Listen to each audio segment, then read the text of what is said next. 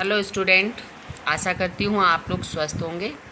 आज हम पढ़ेंगे कक्षा 9 की हिंदी पाठ्य पुस्तक क्षितिज में वर्णित जावेद हुसैन द्वारा लिखित सांवले सपनों की याद। एक नज़र हम लेखक के जीवन परिचय पर डालते हैं। जावेद हुसैन का जन्म सन 1945 में गांव नौनही राजगिरी, जिला नालंदा, बिहार में हुआ था।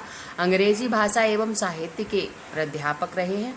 सक्रिय राजनीति में भाग लेते हुए 1977 में मुंगेर से बिहार विधानसभा के सदस्य निर्वाचित हुए और मंत्री बने। सन 1995 से बिहार विधानसभा परिषद के सभापति भी रहे। जावेद हुसैन हिंदी, उर्दू तथा अंग्रेजी तीनों भाषाओं में समान अधिकार के साथ लेखन कार्य भी करते थे। उनकी हिंदी रचनाओं में जो और कृतियां हैं उनका नाम है डोला बीबी का, मजार, अतीत का चेहरा, लौंगा, एक नदी रेत भरी प्रमुख है। अपने लंबे राजनैतिक सामाजिक जीवन के अनुभवों में उपस्थित आम आदमी के संघर्षों को उन्होंने अपने साहित्य में प्रकट किया है। संघर्षरत आम आदमी और विशिष्ट व्यक्तियों पर लिखी गई उनकी डायरियां चर्चित प्रशंसित हुई हैं। जावेद हुसैन ने डायरी विधा में एक अभिनव प्रयोग किया है जो अपनी प्रस्तुत शैली और शिल्प में नवीन है। प्रस्तुत पाठ जून 1987 में प्रसिद्ध पक्षी विज्ञानी सालिम अली की मृत्यु के तुरंत बाद डायरी शैली में लिखा गया संस्मरण है। सालिम अली की मृत्यु से उत्पन्न दुख और अवसाद को लेखक ने सांवले सपनों की याद के रूप में व्यक्त किया है। सालिम अली का स्मरण करते हुए लेखक ने उनका व्यक्ति चित्र प्रस्तुत किया है। यहाँ भाषा की रवानी और अभिव्यक्ति की शैली दिल को छू जाती है। पक्षियों के बारे में जानने का शौक बर्ड वॉचिंग कहलाता है। सालिम अली प्रसिद्ध बर्ड वॉचर थे और भारतीय पक्षियों के बारे में उनका ज्ञान अद्भुत था। तो चलिए पाठ की शुरुआत करते हैं। सुनहरे परिंदों के खूबसूरत पंखों पर सवार सांवले सपनों का एक हुजूम यानी भीड़ मौत की खामोश वादी की तरफ अग्रसर है। कोई रोक टोक सके कहाँ संभव है। इस हुजूम में आगे आगे चल रहे हैं सालिम अली, अपने कंधों पर सैलानियों की तरह अपने अंतहीन सफ़र का बोझ उठाए। लेकिन ये सफ़र पिछले तमाम सफ़रों से भिन्न है। भीड़ भाड़ की ज़िंदगी और तनाव के माहौल से सालिम अली का ये आखिरी पलायन है। अब तो वो उस वन पक्षी की तरह प्रकृति में विलीन हो रहे हैं जो ज़िंदगी का आखिरी गीत गाने के बाद मौत की गोद में जा बसा हो। कोई अपने जिस्म की हरारत और दिल की धड़कन देकर भी उसे लौटाना चाहे तो वह पक्षी अपने सपनों के गीत दोबारा कैसे गा सकेगा। अर्थात एक बार व्यक्ति इस ब्रह्मांड में खो जाए तो उसे हम कोई प्रयत्न कर ले फिर भी हम उसे वापस नहीं ला सकते। मुझे नहीं लगता कोई इस सोए हुए पक्षी को जगाना चाहेगा। बरसों पूर्व खुद सालिम अली ने कहा था कि लोग पक्षियों को आदमी की नज़र से देखना चाहते हैं। ये उनकी भूल है। ठीक उसी तरह जैसे जंगलों और पहाड़ों, झरनों और आबशारों को वो प्रकृति की नज़र से नहीं आदमी की नज़र से देखने को उत्सुक रहते हैं। भला कोई आदमी अपने कानों से पक्षियों की आवाज़ का मधुर संगीत सुनकर अपने भीतर रोमांच का सोता फूटता महसूस कर सकता है।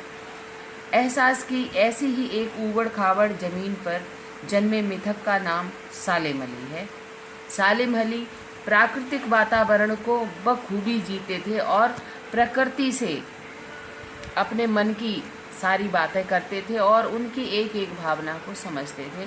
पता नहीं इतिहास में कब कृष्ण के वृंदावन में रासलीला रची थी और शोक गोपियों की अपनी शरारतों का निशाना बनाया था। कब माखन भरे भाड़े फोड़े थे और कब दूध दही जाली से अपने मुंह भरे थे। कब वाटिका में छोटे छोटे किंतु घने पेड़ों की छाव में विश्राम किया था।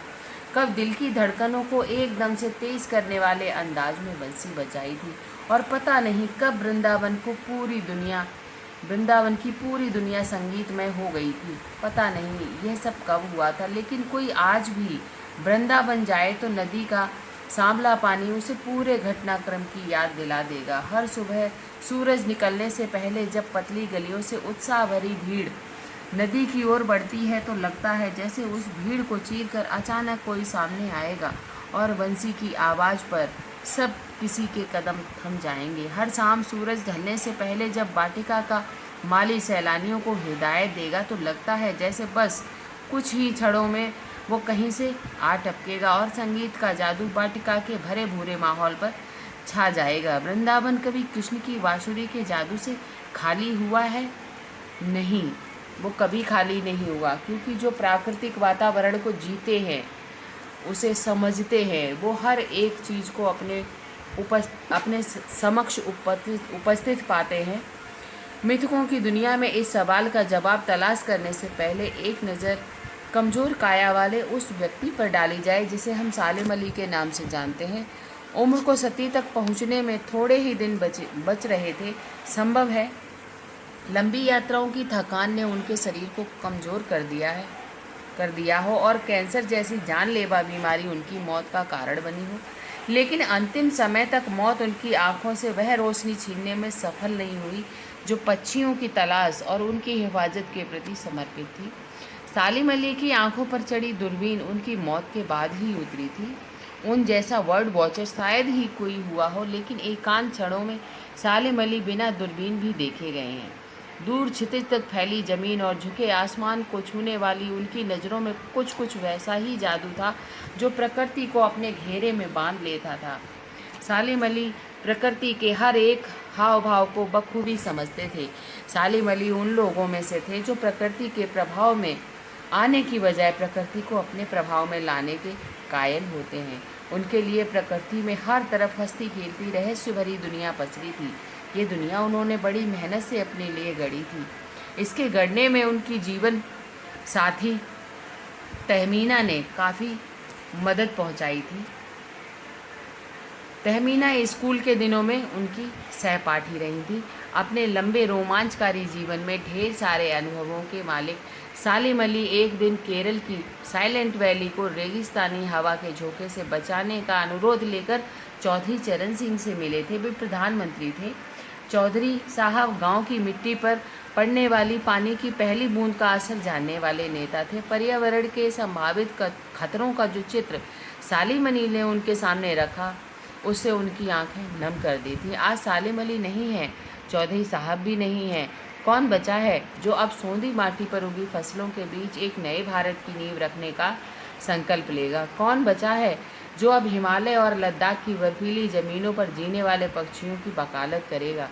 सालिम अली ने अपनी आत्मकथा का नाम रखा था फॉल ऑफ ए स्पैरो। मुझे याद आ गया, D.H. लॉरेंस की मौत के बाद लोगों ने उनकी पत्नी फ्रीडा लॉरेंस से अनुरोध किया कि वह अपने पति के बारे में कुछ लिखें। फ्रीडा चाहती तो ढेर सारी बातें लॉरेंस के बारे में लिख सकती थी, लेकिन उसने कहा, मेरे लिए लॉरेंस के बारे में कुछ लिखना असंभव सा है।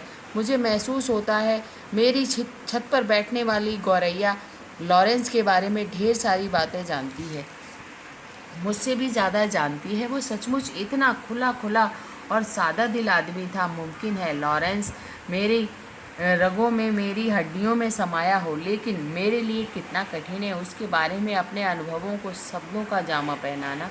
मुझे यकीन है मेरी छत पर बैठी गौरैया उसके बारे में और हम दोनों ही के बारे में मुझसे ज़्यादा जानकारी रखती है, क्योंकि सालिम अली का पक्षियों के साथ भावनात्मक रिश्ता था। जटिल प्राणियों के लिए सालिम अली हमेशा एक पहेली बने रहेंगे। बचपन के दिनों में उनकी एयरगन से घायल होकर गिरने वाली नीलकंठ की वह गौरैया सारी ज़िंदगी उन्हें खोजे नए रास्तों की तरफ ले जाती रही। ज़िंदगी की ऊंचाइयों में उनका विश्वास एक क्षण के लिए भी डिगा नहीं। वो लॉरेंस की तरह नैसर्गिक ज़िंदगी का प्रतिरूप बन गई थी। सालिम अली प्रकृति की दुनिया में एक टापू बनने की बजाय अतः सागर बनकर उभरे थे। जो लोग उनके भ्रमणशील स्वभाव और उनकी यायावरी यानी घुमक्कड़ी स्वभाव से परिचित थे, उन्हें महसूस होता है कि वो आज भी पक्षियों के सुराग में ही निकले हैं और बस अभी गले में लंबी दूरबीन लटकाए अपने खोजपूर्ण नतीजे के साथ लौट आएंगे। जब तक वो नहीं लौटते क्या उन्हें गया हुआ मान लिया जाए? मेरी आंखें नम हैं। सालिम अली, तुम लौटोगे ना?